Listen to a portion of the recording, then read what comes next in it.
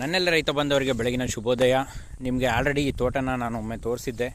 ಯಾವಾಗ ಅಂತಂದರೆ ಮಳೆ ಬರದೇ ಇದ್ದಾಗ ಚಾನಲ್ ನೀರಲ್ಲಿ ಜಾಸ್ತಿ ಬಿಟ್ಟಾಗ ಈ ರೈತರು, ಈ ತೋಟದ ರೈತರು ಏನು ಮಾಡಿದರು ಅಂತಂದರೆ ಇದನ್ನು ಗದ್ದೆ ರೀತಿಯಲ್ಲಿ ನೀರು ಕಟ್ಟಿದರು.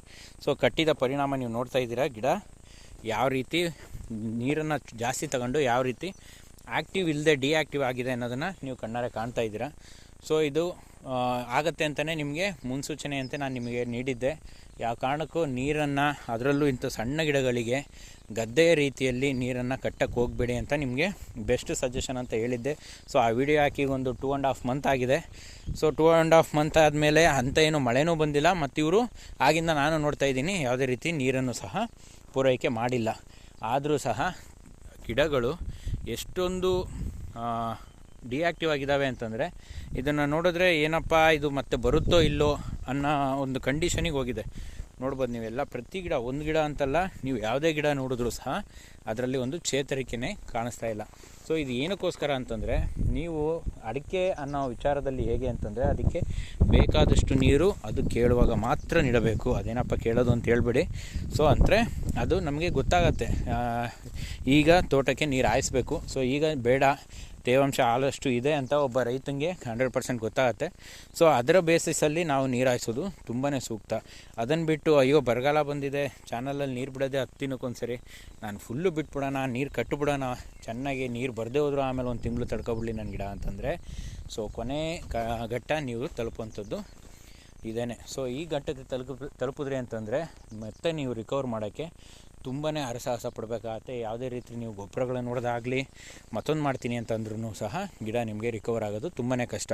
ಅಂಥದ್ರಲ್ಲಿ ಈ ಗದ್ದೆಯ ರೈತರು ಮಾಡಿರೋಂಥ ಕೆಲಸಕ್ಕೆ ಪುಣ್ಯ ಅಂತಂದರೆ, ಈಗ ಮುಂಗಾರು ಮಳೆ ಅಷ್ಟೇನು ಚುರುಕುಗೊಂಡಿಲ್ಲ. ಇನ್ ಕೇಸ್ ಅದು ಏನಾದ್ರು ಶುರು ಆಗಿತ್ತು, ಟೈಮಿಗೆ ಇರುವಂಥ ಮಳೆಗಳೆಲ್ಲ ಅದು ಕರೆಕ್ಟಾಗಿ ಬರ್ತಾ ಇದ್ದಿತ್ತು ಅಂದಿದ್ರೆ, ಇವರು ಆಲ್ಮೋಸ್ಟ್ ಆಲ್ ಇದರಲ್ಲಿ ಒಂದು 2000 ಗಿಡ ಇದೆ ಅಂತಂದರೆ ಒಂದು 500 ಗಿಡನಾದರೂ ಇಷ್ಟೊತ್ತಿಗೆ ಹಾಳು ಮಾಡ್ಕೊಳ್ಳೋವಂಥ ಪರಿಸ್ಥಿತಿ ಬರ್ತಾಯಿತ್ತು. ಸೊ ಆ ಸಿಚುವೇಷನ್ನ ನೀವು ತಂದ್ಕೊಬೇಡ್ರಿ ಅನ್ನೋದು ನನ್ನ ಪ್ರಾರ್ಥನೆ ಆಗಿದೆ. ಸೊ ದಯವಿಟ್ಟು ರೈತರುಗಳೆಲ್ಲರೂ ಆ ಥರ ನೀರು ಹಾಯಿಸುವ ಪದ್ಧತಿ ಏನು ಅನ್ನೋದನ್ನು ಫಸ್ಟು ತಿಳ್ಕೊಳ್ಳೋದು ತುಂಬಾ ಸೂಕ್ತವಾಗಿರುತ್ತೆ ಅಂತ ನಾನು ಅಂದ್ಕೊಂಡಿದ್ದೀನಿ. ಸೊ ಈ ವಿಡಿಯೋ ನೀವು ಫಸ್ಟ್ ಟೈಮ್ ನೋಡ್ತಿದ್ದೀರಿ ಅಂತಂದರೆ ಇದೇ ತೋಟದ ಮತ್ತೊಂದು ವಿಡಿಯೋ ಹಾಕಿದ್ದೀನಿ. ಹಾಗೆ ಯಾವ ಥರ ಇತ್ತು ಗಿಡ ಮತ್ತು ಅವ್ರು ಯಾವ ಮಟ್ಟಿಗೆ ನೀರು ಕಟ್ಟಿದ್ರು ಅನ್ನೋದನ್ನು ಸಹ ನಿಮ್ಗೆ ಹೇಳಿದ್ದೀನಿ. ಸೊ ಈ ರೈತರು ಗದ್ದೆ ಥರ ನೀರು ಕಟ್ಟಿದ್ರು. ಅದೇ ಈ ರೈತರು ನಿಮಗೆ ಹೇಗೆ ಅಂತಂದರೆ, ನೀರು ಕಟ್ಟಿದ್ದನ್ನು ಪಕ್ಕದಲ್ಲಿ ಒಂದು ದೊಡ್ಡ ಕಾಲುವೆ ಇದೆ. ಸೊ ಆ ಕಾಲುವೆಗೆ ಹೋಗೋ ರೀತಿಲಿ ಇವರು ಫ್ರೀ ಫ್ಲೋ ಬಿಟ್ಟಿದ್ರು. ಸೊ ಅದೇನಾಯಿತು ಅಂತಂದರೆ ಬೇಗನೆ ನೀರು ಡ್ರೈ ಆಗೋ ಚಾನ್ಸಸ್ ಹೆಚ್ಚಾಯಿತು. ಸೊ ಆದ ಕಾರಣ ಈ ಗಿಡ ಆ್ಯಕ್ಟಿವ್ ಆಗಿರೋದಕ್ಕೂ ನೀವು ಆ ಗಿಡ ಇರೋದಕ್ಕೂ ನೋಡಿದ್ರೆ ಡಿಫ್ರೆನ್ಸ್ ನೀವೇ ಈಸಿಯಾಗಿ ಹೇಳ್ಬೋದು ಯಾವುದು ಬೆಟರ್ ಆಗಿದೆ ಅಂಥೇಳಿ.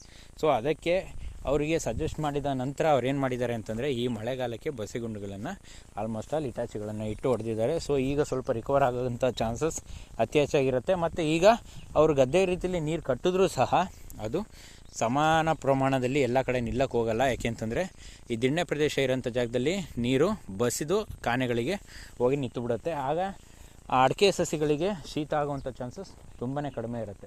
ಸೊ ನೀವು ಸಹ ನಿಮ್ಮ ಹಿರಿಕರು ಯಾರೇ ಇದ್ರೂ ಸಹ ಅವ್ರ ಹತ್ರ ಒಂದು ಸಜೆಷನ್ ತಗೊಳ್ಳೋವಂಥದ್ದು ತುಂಬಾ ಸೂಕ್ತ ಆಗಿರುತ್ತೆ ನಮ್ಮಂಥ ಯುವ ರೈತರುಗಳಿಗೆ. ಯಾಕೆ ಅಂತಂದರೆ ಇವೆಲ್ಲ ಬಹುವಾರ್ಷಿಕ ಬೆಳೆಗಳು. ನಾವು ಮಾಡುವಂಥ ಒಂದು ಸಣ್ಣ ಎಡವಟ್ಟಿನಿಂದಾಗಿ ನಮ್ಮ ಸುಮಾರು ಒಂದು 3-4 ವರ್ಷದ ಆದಾಯವನ್ನು ಕಳ್ಕೊತೀವಿ. ಯಾಕೆ ಅಂತಂದರೆ, ನಾವು ಅಡಿಕೆ ಒಮ್ಮೆ ಇಟ್ವಿ ಅಂತಂದರೆ ಅದು ಇಟ್ಟಾಗಿಂದನೂ ಅದು ಒಂದು ಫಸಲು ಕೊಡೋವರೆಗೂ ಹೆಚ್ಚು ಕಡಿಮೆ ಒಂದು ಗಿಡಕ್ಕೆ ನಾವು 3,000-4,000 ರೂಪಾಯಿ ಅಮೌಂಟನ್ನು ಸ್ಪೆಂಡ್ ಮಾಡಿರ್ತೀವಿ. ಮತ್ತು ಆ ಲ್ಯಾಂಡಲ್ಲಿ ಯಾವುದೇ ರೀತಿ ರಿಟರ್ನ್ಸ್ ನಮಗೆ ಬಂದಿರಲ್ಲ. ಸೊ ಆಗಿರುವಾಗ ಆ 3-4 ವರ್ಷ ಏನು ಸ್ಪೆಂಡ್ ಮಾಡಬೇಕಲ್ಲ, ಆವಾಗ ನಾವು ನೀರು ಹಾಕೋದಿರ್ಬೋದು, ಮತ್ತೊಂದು ಗೊಬ್ಬರ ಹಾಕೋದಿರೋಂತಿರ್ಬೋದು, ಮತ್ತು ನಾನು ಸಾವಯವ ಗೊಬ್ಬರನೇ ಹಾಕ್ತಿದ್ದೀನಪ್ಪ ಅದರಲ್ಲೇನು ಇಶ್ಯೂ ನಿಮಗೆ ಅಂತಂದರೆ ಅದರಲ್ಲೂ ಸಹ ಪ್ರಾಬ್ಲಮ್ ಇದೆ. ಸೊ ಈಗೆಲ್ಲ ಸುಮಾರು ಪ್ರಾಬ್ಲಮ್ಗಳು ನಿಮಗೆ ಬರ್ತಾ ಹೋಗ್ತವೆ. ಸೊ ಅದನ್ನೆಲ್ಲವನ್ನು ಆದಷ್ಟು ನಿಮ್ಮ ಹಿರಿಕರ ಜೊತೆ ಡಿಸೈಡ್ ಮಾಡಿ ಒಂದು ಸರಿ ಮಾತಾಡಿ ಅವರ ಆಲೋಚನೆಗಳನ್ನು ಕೇಳಿ ತದನಂತರ ನೀವು ಅದನ್ನು ಪ್ರೊವೈಡ್ ಮಾಡಿದ್ರಿ ಅಂತಂದರೆ ನಿಮ್ಮ ಬೆಳೆ ನಿಮ್ಮ ಕೈಗೆ ಅಂದುಕೊಂಡ ಟೈಮ್ಗೆ ಸಿಗ್ತಾ ಹೋಗುತ್ತೆ. ಇಲ್ಲವಾದಂಥಲ್ಲಿ ನಿಮಗೆ ಅದು ದೊಡ್ಡ ಲಾಸನ್ನೇ ತಂದು ಕೊಡುತ್ತೆ ಅಂತ ಹೇಳೋಕ್ಕೆ ಇಷ್ಟಪಡ್ತೀನಿ. Thank you friends. ಇದೇ ಥರ ಹೆಚ್ಚಿನ ಮಾಹಿತಿಗೋಸ್ಕರ ನಮ್ಮ ಚಾನಲ್ನ ಸಬ್ಸ್ಕ್ರೈಬ್ ಮಾಡ್ಕೊಂಡಿಲ್ಲ ಅಂದರೆ ದಯವಿಟ್ಟು ಸಬ್ಸ್ಕ್ರೈಬ್ ಮಾಡ್ಕೊಳ್ಳಿ. ಆಗ ಬೆಲ್ ಐಕನ್ನು ಟಚ್ ಮಾಡಿಡಿ. ಆಗ ನಾವು ಹಾಕೋಂಥ ವಿಡಿಯೋಗಳು ಫಸ್ಟು ನಿಮಗೆ ನೋಟಿಫಿಕೇಷನ್ ಆಗಿ ಬರ್ತಾ ಹೋಗುತ್ತೆ. ಹಾಗೆ ನಿಮ್ಮ ಫ್ರೆಂಡ್ಸು ಫ್ಯಾಮಿಲಿ ಯಾರೇ ಇದ್ದರೂ ರೈತರುಗಳು ಅವರಿಗೆ ನಮ್ಮ ವೀಡಿಯೋನ ಶೇರ್ ಮಾಡಿಬಿಡಿ. ನಾವು ಹೇಳಿದಂಥ ಸರಿಯಾದ ವಿಚಾರ ಆದರೆ ಶೇರ್ ಮಾಡಿ, ತಪ್ಪಿತ್ತು ಅಂದರೆ ದಯವಿಟ್ಟು ಕಾಮೆಂಟ್ ಮಾಡಿ. ನಾವು ಸ್ವಲ್ಪ ತಿಳ್ಕೊತೀವಿ, ಹಾಗೆ ತಿದ್ಕೋತೀವಿ. Thank you friends.